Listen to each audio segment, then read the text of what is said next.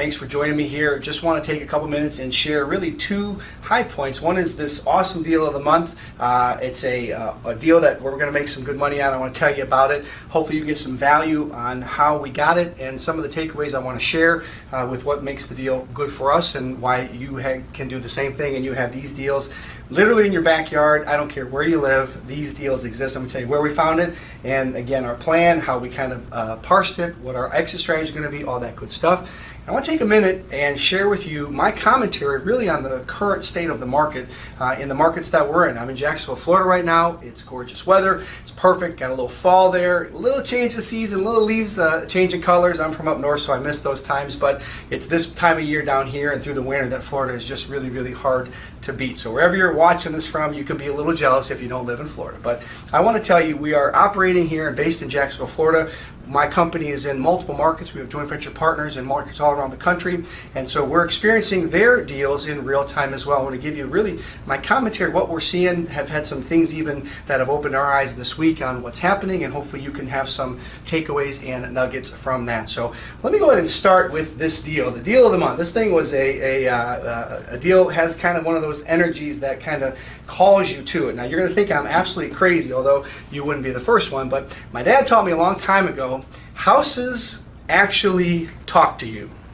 I know, I just literally said that on camera. Houses actually talk to you, and I'm not saying they audibly talk to you, but anyone that's done real estate deals, when you walk into a home, there's a certain energy you feel. You just, in some ways, feel the house talking to you. And I know this sounds really, really crazy, but there's just this like bond that you feel, and we felt this exactly with this property on Wheat Road, 7044 Wheat Road here in Jacksonville, Florida. You are welcome to look it up. Great property. It's one of those places where the seller had taken care of it over the years, gave it some love, and you can tell where a lot of the features and upgrades had been done over the years that put a lot of extras into it. And of course, we as the buyer become the beneficiary of that work over time and those extras, that extra love that the seller put into the home. The minute we walked in the door, it just kind of jumped out and grabbed us. And so we have it purchased. We own it at this point. It is on the market. I'm going to tell you the numbers and have some color pictures. You're better served to look it up online if you're sitting in front of your device. 7044 Wheat Road or Wheat Avenue here in Jacksonville. But these are some of the high points. And I will tell you just quickly about the house itself, not that it matters, but why we liked it. It came with an 1.5 acre lot in an area where most lots are just your average size lot. So 1.5 acres in an area of lots or houses that don't have big lots certainly is going to be a feature and benefit for the area, and certainly a very desirable home in that area as well. 1.5 acre lot. It had this detached garage. It had a hot tub, a pool, had a shed, had fruit trees, had a little koi pond. Again, these extras that the seller had put into it over the years, which really kind of made it a special place. But it was fenced in, very secure, very private. And the beauty of it, I mean, those are great features and benefits, but the biggest thing that we liked is it didn't need a lot of work. So what's interesting is we were looking at this house and we looked at another house the exact same day. The other house needed about $65,000 to $75,000 worth of rehab. Now, depending on where you live, depending on what caliber and price point home you're renovating, you may say that's not a major renovation where I live or based on the price point of the home that I'm working on. In this case, the property we were looking at, not Wheat Road, another property on a street called Aletha, it needed about $65,000 to $75,000 worth of work, and it was a lot of work for the price point of the home, about a $350 price point on the resale. So it was a big house, 6-bed, 2 baths, but house just kept going and going and going, and every room you'd walk into needed more and more work. So $65,000, $75,000, and probably the better part of 60 days to get it to a point where it could be renovated, put back on the market, and resold to make X amount of profit. We looked at Wheat the same day that needed virtually nothing done to it, and the end result was going to net us almost the identical amount of money. Now, think of the simplicity of that decision. You could buy a home that is going to require you to have $65,000 to $75,000 worth of renovation costs, which means you're going to have to manage multiple contractors in that scenario. Contractors, nothing wrong with them. They're part of the equation, and we have some good ones in our camp. To be fair, we've had to go through some. We had to kiss a couple frogs to get to the princes in our camp here, but contractors notorious for cost overruns, always having extra costs after the fact that you've already agreed to a bid, maybe cutting corners, not having the standard of work you would like. There can be a lot of variables when it comes to contractors. the wrong ones in particular, to be fair, but the time on the market that you lose, and with interest rates going crazy right now, I'm going to share that at the very end, kind of my commentary on where things are. The more time on the market, the more chance for interest rates to creep even higher, which means payments become higher for potential buyers, which means those buyers can't afford those payments. Ultimately, it could bring the price down. So think about that. 60-day rehab, that's if everything goes really well, to make the same amount on a property that we could put on the market quite literally in about 7 days or less. Pretty easy decision if you can make the same amount of money. So the highlights of the home I've already shared. I'll tell you the numbers really quickly. The numbers are sexy, no question, but I think for you watching, if you're trying to get some value from this, I'm going to tell you really the backstory and really the back kind of behind the scenes part of the deals that most people may not talk about, where we found it and kind of some of the exit strategies, how we meet and talk about these things and make the best decisions that we think for exit to make us the most money. So this property here, we paid $185,000 for the property. The ARV, which stands for after repaired value, and that means if the house is fixed up, and I mean fixed up, it is beautiful, move-in ready, a good standard of renovation, but really top of the market would be a $310,000 ARV. That doesn't matter. There's a heck of a equity spread in there. 185 to 310 is a very, very big spread. And again, the house didn't need a lot of work. It's a beautiful thing, and ultimately that's, if you can avoid doing big rehabs, you should. And I will tell you a tidbit right now. We train a lot of people, and one of the very first things I tell them if they want to rehab properties is do not do a major rehab in your first 2 or 3 deals.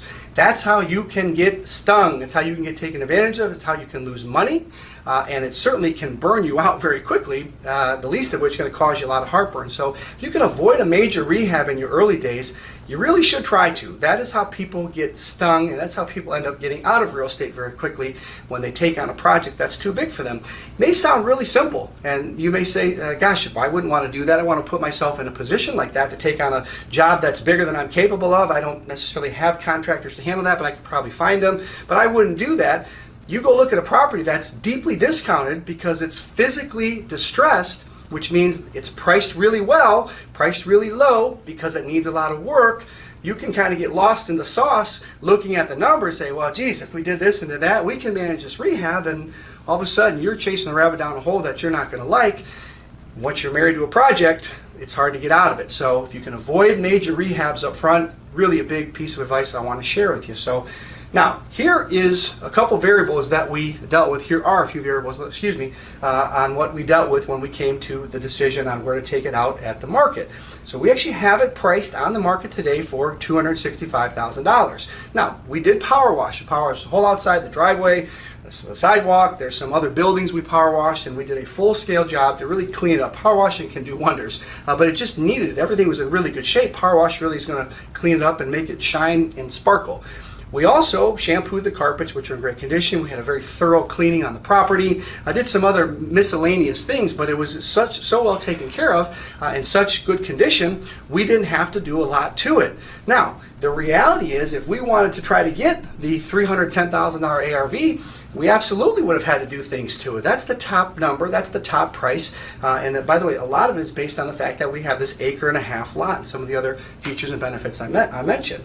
But we said, look, what's the best exit strategy for us? Market conditions being what they are, interest rates raising quickly, buyer calls slowing down. I'm going to talk about that in just a second. What is it? We know the house, people that go to this house are going to fall in love with it. And we said, what is the best bang for our buck today? Because we have multiple exit strategies. Our specialty here is selling on lease to own. We love working with buyers who can afford a mortgage, who can afford a down payment, may not walk into a bank today and qualify for a traditional or institutional loan. Self-employed business owners, people that generate a lot of money, arguably the hardest working people in America because they make their income in spurts. Banks don't really like to lend to a lot of self-employed business owners, but they make a lot of money in some cases, have access to a lot of money in some cases, can't get a loan today. We love selling those people. We have a structured program that we sell. We work with banks that will lend them the money before we even say yes that we'll sell them a house. We put them in our program, and usually in 1 to 2 years they can get a loan, own the house with a mortgage, deed in their name, and live happily ever after, as we say. In this case, though, because we made such a good buy, we said, let's take the cash and go. Let's take a quick hit, as we call them here. Let's take the cash and move on to the next one, because we're seeing more of these deals every day.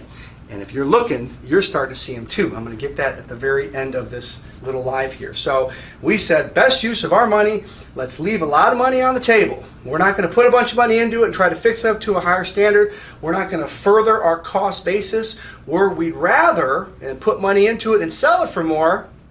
We'd rather put less into it and sell it for less.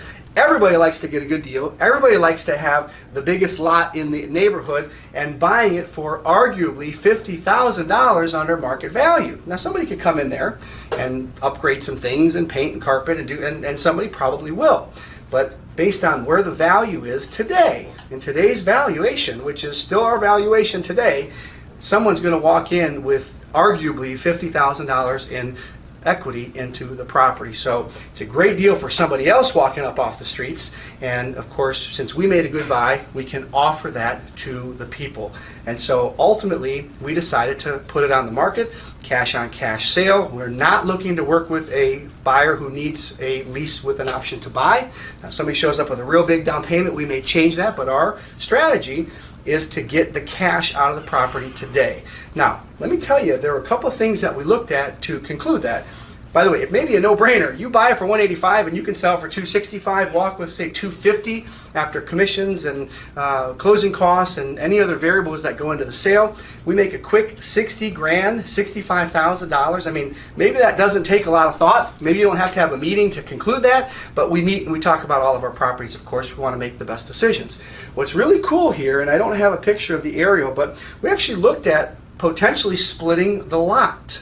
Acre and a half, and again, I don't have a picture, but we could have split the lot essentially down the middle and had a totally different lot that we either could have built on and or sold to somebody in the neighborhood, or somebody who may want to end up building a house there, maybe the person buying this house. But we concluded, because we made a good buy, the best bet for us was to just flip out of it, leave money on the table, not try to split the lot, not try to develop that lot, but to just get the cash in and cash out. When you make good buys, it's a pretty easy decision to make a cash-on-cash return, depending on what your game plan is. And so I'm not going to get into that. When we train people and we work with people, first thing we always want to know is, what are you trying to accomplish? You know, what is an ideal real estate investment, or as a real estate investor, what does that look like for you in an ideal scenario? You're trying to buy and hold? You're looking to do Airbnbs? Do you want to be a flipper? Do you want to be a wholesaler? Do you want to buy properties with no money and no cash, subject to and other creative financing ways that we really specialize in here? What does success look like to you?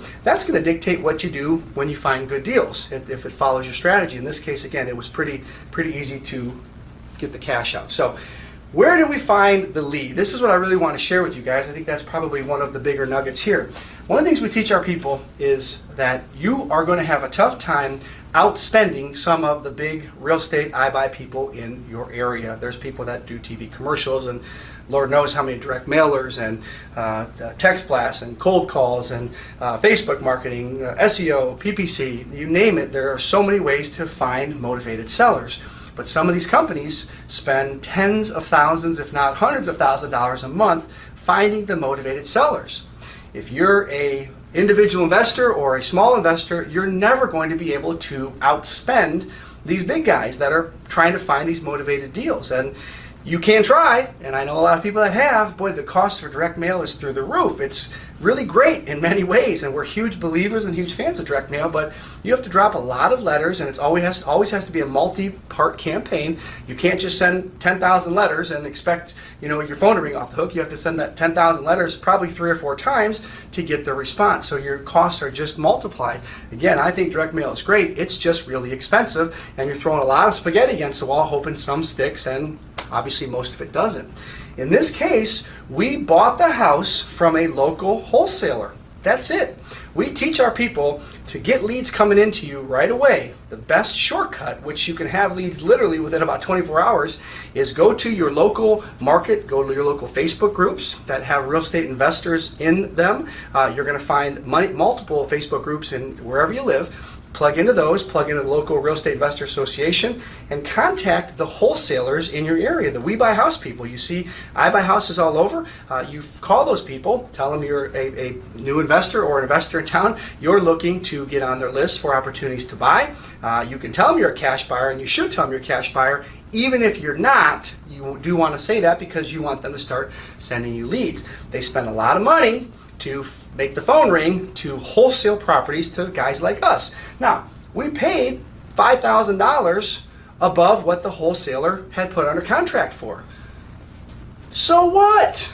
We didn't spend a nickel finding the deal. And you could argue with me that we spent $5,000 more than we should have. Had we done direct mailers, had we done the different ways to generate leads, excuse me, we could have found this seller directly, and maybe you're right.